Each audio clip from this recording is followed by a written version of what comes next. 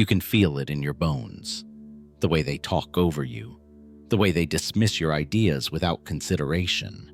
The way they cancel plans last minute, knowing you'll understand.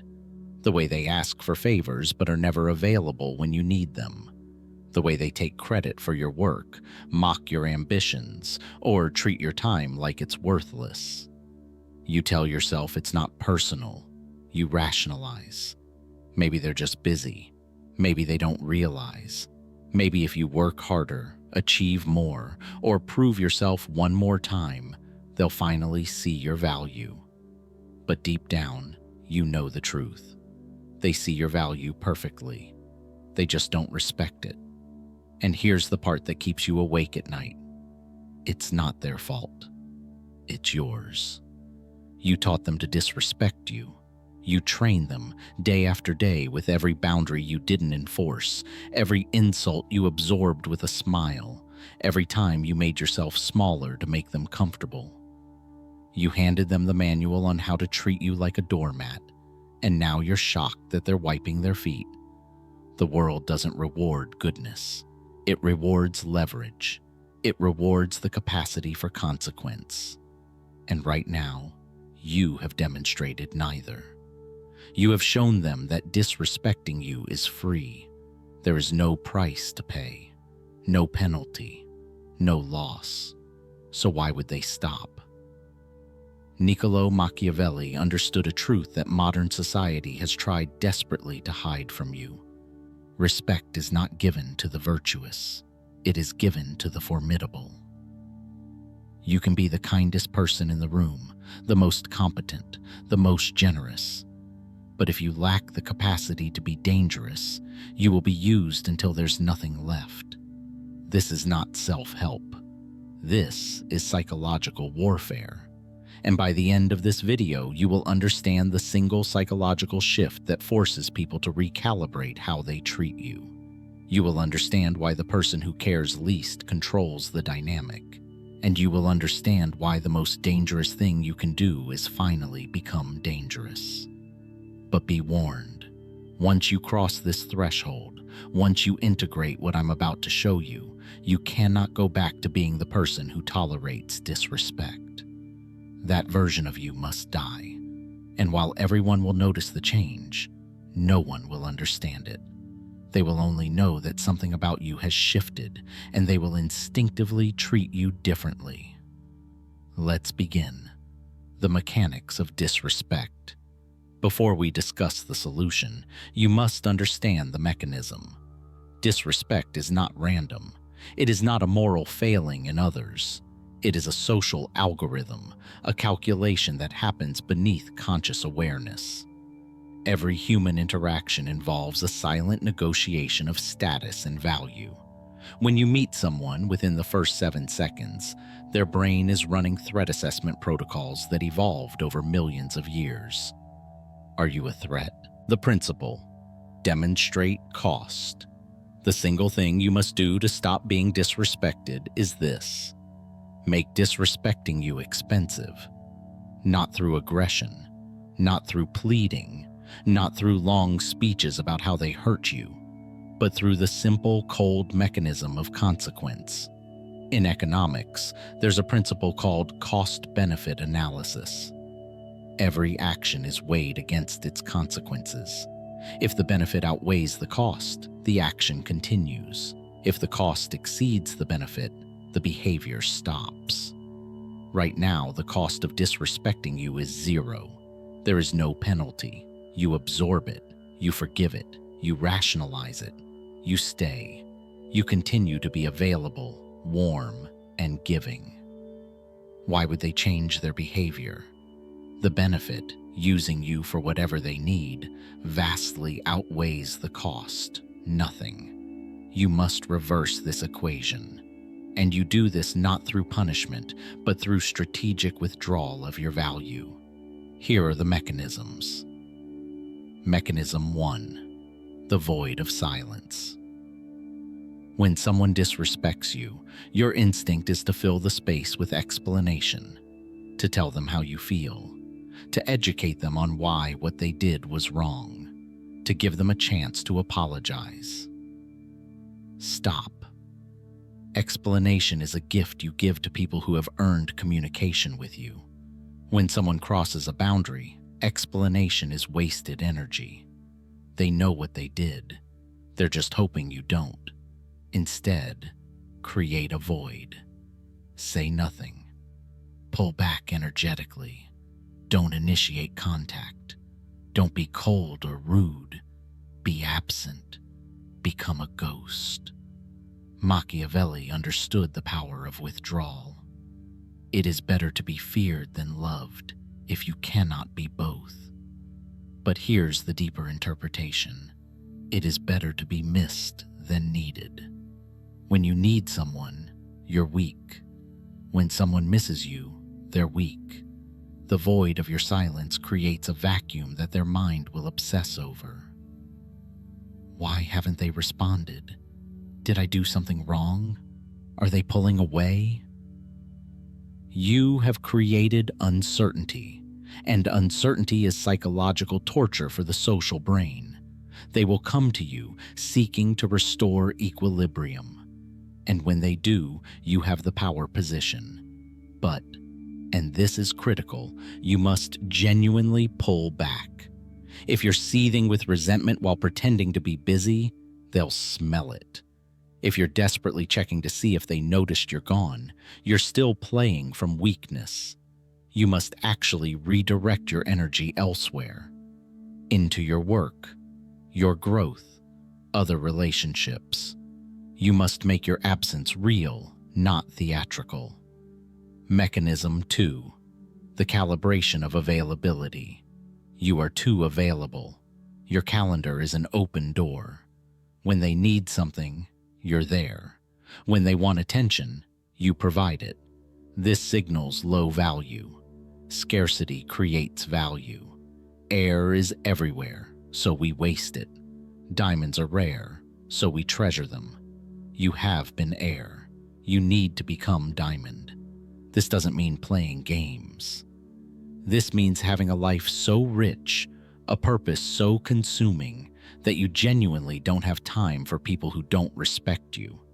Start saying no. Not with guilt, not with long explanations, but with simple, firm boundaries. I can't make it. That doesn't work for me. I'm not available. Notice the pattern? No justification, no apology, just the statement of reality. When you justify, you're asking permission. When you state, you're declaring sovereignty. The Machiavellian mind understands that sovereignty cannot be negotiated. It can only be claimed. Watch what happens when you become less available. The people who were disrespecting you will do one of two things. They'll disappear. Good.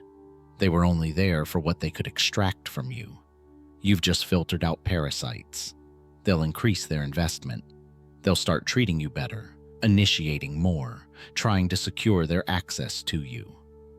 This is the natural response to scarcity. Either outcome is a win.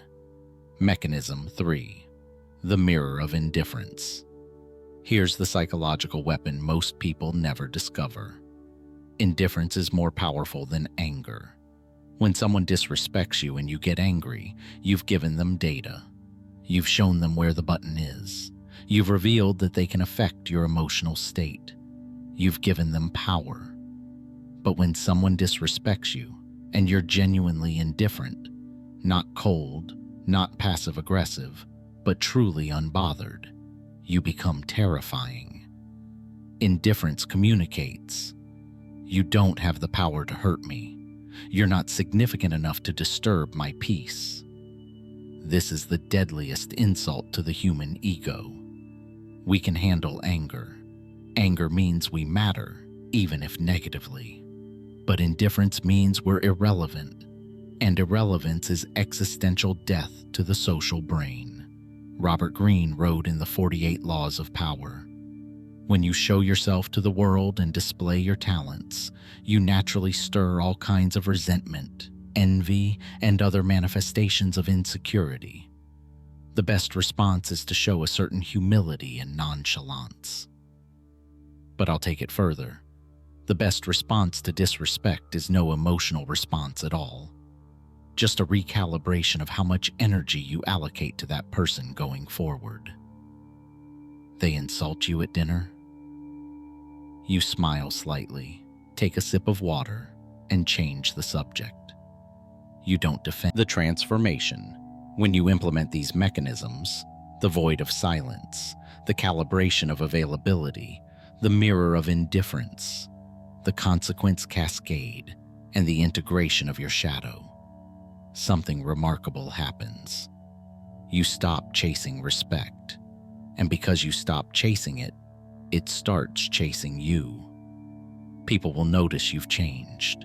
They won't be able to articulate it, but they'll feel it. You carry yourself differently. You don't fill silences anymore.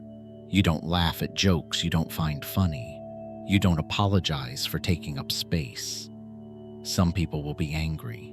They'll accuse you of being cold, of having changed, of being not yourself anymore. Good. Let them. They're angry because you've removed their power to use you. Their opinion is not your concern. Some people will respect you for the first time. They'll straighten up when you enter. They'll listen when you speak. They'll treat your time as valuable because you've demonstrated that it is. And some people, the ones worth keeping, will appreciate that you finally respect yourself enough to demand respect from them. These are your people. These are the relationships that will deepen. But here's the price. You will be lonelier at first. When you stop being available to everyone, you'll notice how many people were only around for what they could take. The phone will ring less. The invitations will decrease. This is not loss. This is filtration. You're creating space for real connection by removing false connection. You're making room for people who add value by removing people who extract it. Machiavelli wrote, "It is better to be alone than in bad company." The outlier understands that solitude is not loneliness, it's sovereignty. And sovereignty is the prerequisite for respect. The warning: now that you know this, you have a choice. You can close this video and go back to tolerating disrespect, armed with intellectual knowledge that never translates to action. Most people will choose this. It's easier. It's comfortable. It allows you to stay the victim and keep the familiar pain you've grown accustomed to. Or you can implement this. You can start pulling back from people who don't respect you. You can start creating consequences. You can start integrating your shadow and becoming formidable.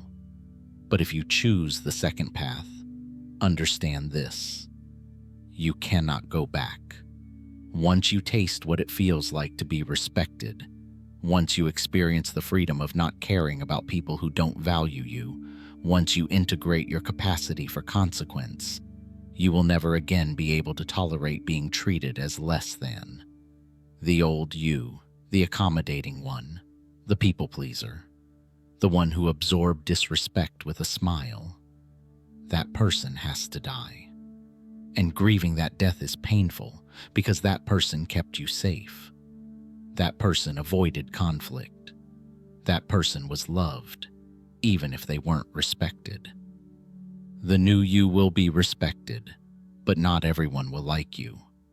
The new you will have boundaries, which means some people will be kept outside them. The new you will be sovereign, which means you'll stand alone more often than you stand with the crowd. Are you ready for that? Because if you're not ready to lose the people who only like the version of you they could control, then this knowledge is dangerous. It will make you resentful without empowering you to change. It will show you the cage without giving you permission to open the door. But if you are ready, if you're tired of being the doormat, if you're exhausted from explaining yourself, if you're done being taken for granted, then start today. Start with one person. The next time they disrespect you, don't react. Don't explain. Just pull back. Withdraw your energy. Become less available. Let the silence do the work. Watch what happens. Watch how they scramble. Watch how they suddenly realize they've been taking you for granted. Watch how they start treating you differently. And then, once you see it work, expand it. Apply it everywhere. Make it your operating system. Become the person who is easy to respect and dangerous to disrespect. The final truth. They will disrespect you until you do this, until you demonstrate cost, until you integrate your shadow, until you become someone who doesn't need their approval to know your worth. The world respects power, not goodness. It respects boundaries, not accommodation. It respects those who can walk away, not those who will stay no matter what. You have been playing the game wrong. You've been trying to earn respect through service, through sacrifice, through proving your value. But respect doesn't work that way. Respect is not earned. It's commanded through the simple mechanism of consequence. So stop explaining. Stop justifying. Stop being available to people who don't value your time. Stop tolerating behavior